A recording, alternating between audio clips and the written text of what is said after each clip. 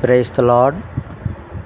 క్రీస్తునందు ప్రియులారా, పరిశుద్ధ గ్రంథంలో బైబిల్లో యెహెజ్కేలు పుస్తకం 38 అధ్యాయంలో రాయబడినట్లుగా ఇశ్రాయేల్ విరోధంగా రష్యా వాళ్ళు కూడా వస్తారని చెప్పిన ప్రవచనం దేవుడు చెప్పిన వాక్యం ఇప్పుడు నెరవేరుతుంది.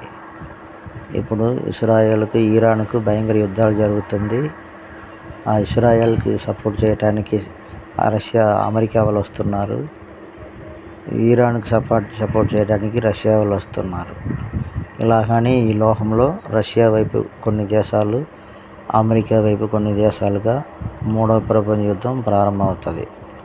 ఈ యుద్ధాల్లో గెలిచేవాడే ఈ సర్వలోకానికి రాజు అవుతాడు. ఆయనే అంత్యక్రీస్తు. ఆయన లోపల సాతాను ప్రవేశిస్తాడు. ఇవన్నీ కూడా దేవుడు చెప్పినట్లు జరుగుతుంది.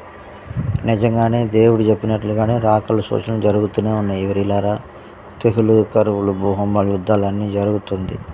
దయచేసి ప్రార్థిస్తాము, సిద్ధపడతాము. ఇంకా సమయం లేదు.